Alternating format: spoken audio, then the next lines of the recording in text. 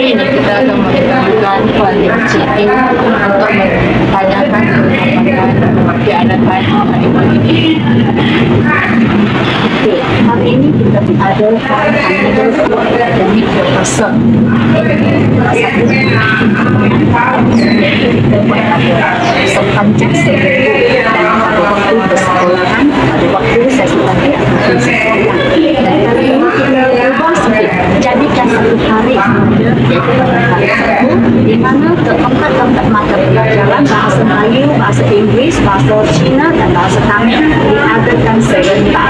Kita panggil dia sebagai tujuan pertama ini adalah untuk menarik minat belajar dalam bidang bahasa, supaya mereka lebih berminat dalam pelajari bahasa, misalnya bahasa Melayu, bahasa Cina, bahasa Inggeris, bahasa Tamil.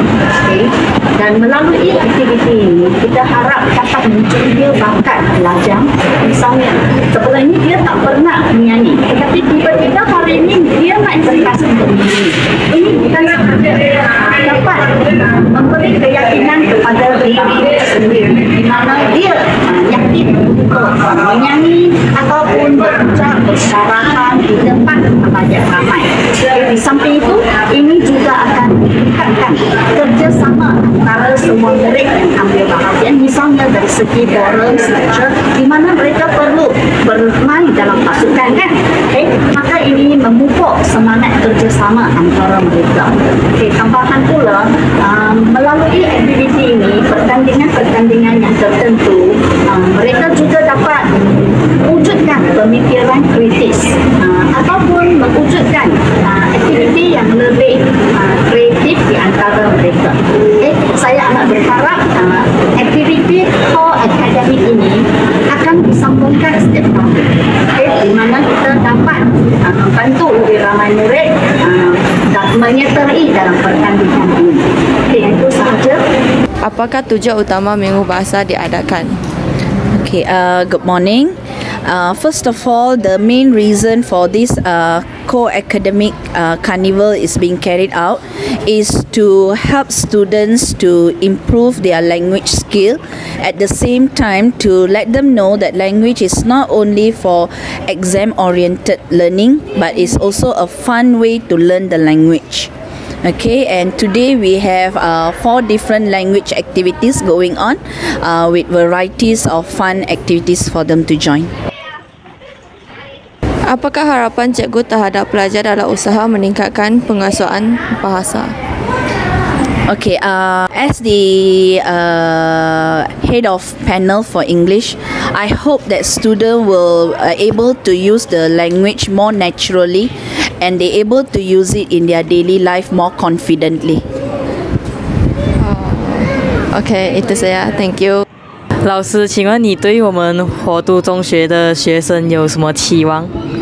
我希望学生不止在学业上呢能够更上一层楼，就是在表现方面，在课外活动方面都能够表现最好的自己。对于那些不大会读书的学生呢，其实他们可以多参与活动，可以发掘自己更好的一面。就比如讲辩论朗诵诗歌唱歌可以希望他们表现得更好。谢谢大家。谢谢老师。 Apakah tujuan utama Minggu Bahasa diadakan di sekolah? Tujuan utama Minggu Bahasa diadakan di sekolah untuk mencungkil bakat para pelajar, terutamanya dalam bidang bahasa lah. Itu saja. Terima kasih cikgu. Apakah tujuan pihak sekolah mengadakan Carnival Co-Akademik Bahasa ini?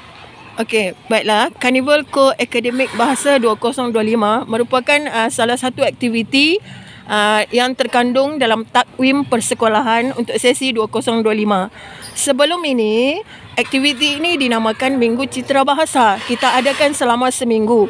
Disebabkan kekangan masa takwim persekolahan 2025, kita terpaksa jalankan aktiviti ini hanya satu hari sahaja, iaitu pada hari ini 22 Mac 2025, di mana dalam karnival ini kita gabungkan panitia bahasa Melayu, bahasa Cina, bahasa Inggeris dan bahasa Tamil, anjuran bersama Persatuan bahasa Melayu, bahasa Cina, bahasa Tamil dan juga bahasa Inggeris.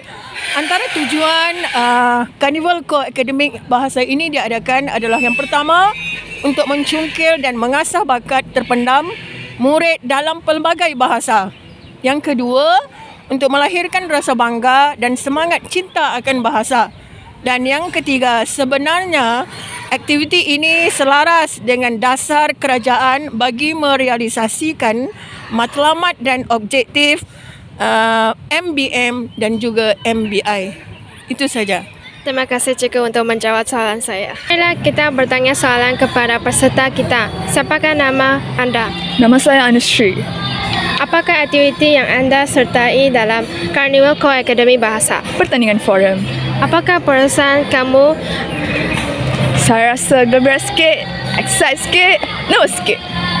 Terima kasih untuk menjawab soalan saya.